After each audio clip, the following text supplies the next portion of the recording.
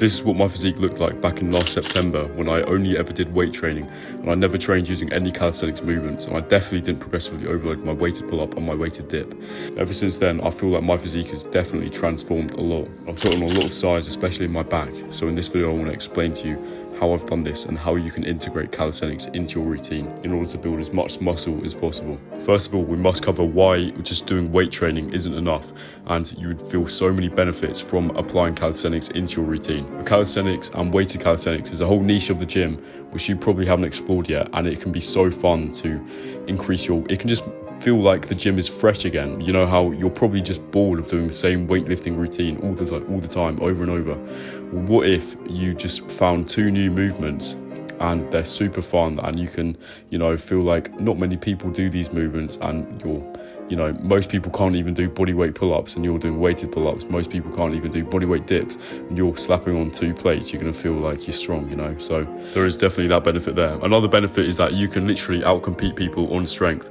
It's kind of like a secret cheat code I've talked about how it increases your bench press really fast by doing weighted dips, but weighted pull-ups, you're going to end up doing muscle-ups, and everybody's going to be so impressed that you can do muscle-ups just because you've trained weighted pull-ups in the past. And at the same time as this, what's going to happen to your back? It's going to increase in size rapidly, because weighted pull-ups are literally the best exercise for growing your back. It's proven time and time again. If you combine weighted pull-ups with any row variation, this can be a machine row or a front lever row or anything, then you will also be able to unlock the front lever in much less time than you think. I was able to unlock the front lever after 1 month of actively trying to train it, literally just by supplementing some front lever rows into my training, which I've made a whole completely different video on, and just progressively overloading my machine row in the gym. Weighted calisthenics is a beautiful experience, and I do wish it for you.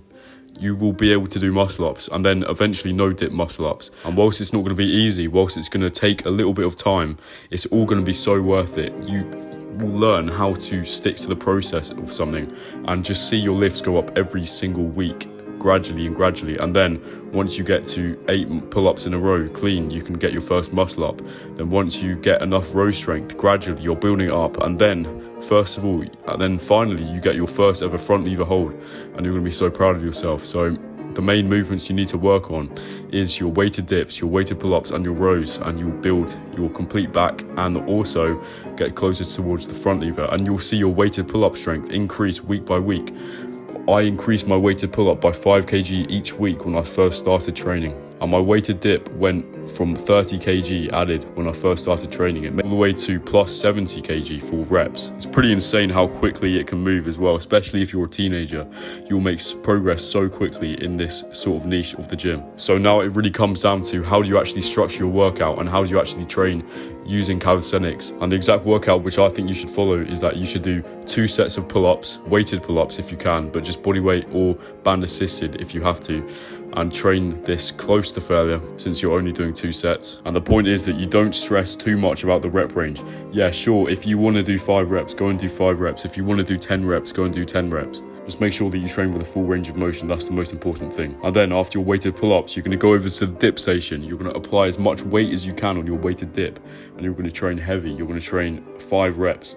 Again, you can pick your rep range. I've done 5 reps in the past. I've done 10 reps in the past. I've done 12. I've done 4. The point is that you really push and you really try on each rep as much as you can. And then you're going to go over to the row and you're going to hit some machine rows, 5 to 7 reps. Both sets to failure, of course, because you want to manage your fatigue. And you're going to train your upper body all in one go. You're going to do some isolation, so maybe 2 sets of lat raises, 2 sets of bicep curls, 2 sets of tricep pushdowns. Long head of your tricep is targeted really nicely in the weighted dips. You're going to build those massive triceps. And if you only use weightlifting for the lat raises, the bicep curls, and the tricep pushdowns, you're going to build your whole physique using pull-ups, dips and rows. You can either do machine rows or front lever rows. Progressively overload each week on every single lift. If you stick to this and also do things like try and bulk up if you're more on the skinny side, then I promise your physique will change. Thanks for watching, keep training calisthenics, and I'll see you in the next video. Like and subscribe if you found it helpful.